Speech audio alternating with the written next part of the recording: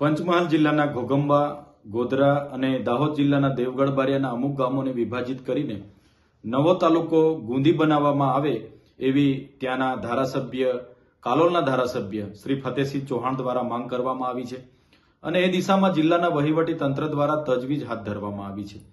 ત્યારે જે 48 ગામો ઘોઘંબાના સમાવેશ કરવાની વાત એમણે કરી છે, એ ગામોના લોકોએ પોતાનો વિરોધ નોંધાવ્યો છે. ત્યાંના આદિવાસી યુવા સમિતિ દ્વારા છેક રાષ્ટ્રપતિ સુધીની રજૂઆતો એમણે કરી છે. ત્યારે એમની રજૂઆતો અમે પણ સાંભળી છે અને યોગ્ય છે. ત્યારે અમારું એમને સમર્થન છે અને અમે એમની સાથે છે. ઘોઘંબા વિસ્તાર એ આદિવાસી વસ્તી ધરાવતો વિસ્તાર છે. ત્યાં અનુસૂચિ 5 લાગુ છે. બંધારણના આર્ટિકલ 244(1) મુજબ એની પેટા કલમ 13 ક અંતર્ગત આ અનુસૂચિત ક્ષેત્ર, અનુસૂચિત જનજાતિ માટે પંચાયતથી લઈને તમામ બેઠકો રિઝર્વ હોય છે. ત્યારે નવા તાલુકા અસ્તિત્વમાં આવવાથી આ રિઝર્વેશન અને અનુસૂચિત જનજાતિને મળેલા અધિકારોનું હનન થશે. ત્યારે અમે સરકારશ્રીને કહેવા માંગીએ છીએ, જે પણ જિલ્લાઓ ભૂતકાળમાં અસ્તિત્વમાં આવ્યા છે, જે પણ તાલુકાઓ અસ્તિત્વમાં આવ્યા છે, ત્યાં આજે કલેક્ટર, એસપી, ડીડીઓ, ડીસીએ, પ્રાયોજના, પ્રાંત, મામલતદાર, ટીડીઓ એવી જગ્યાઓ તો ભરી દેવામાં આવી છે.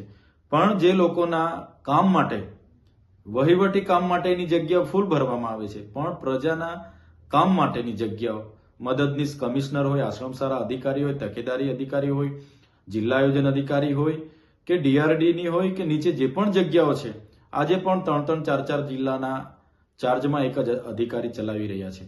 શિક્ષકોની માંગ આ વિસ્તારોમાં છે, કોલેજોમાં પ્રોફેસરોની માંગ છે, દવાખાનાઓમાં ડોક્ટરોની માંગ છે અને બધી જ કચેરીઓ આજે કરાર આધારિત કર્મચારીઓના ભરોસે ચાલે છે. ત્યારે એની પહેલા ભરતી કરવામાં આવે, તમામ જગ્યાઓ ભરવામાં આવે એવી અમે સરકારને માંગ કરીએ છીએ.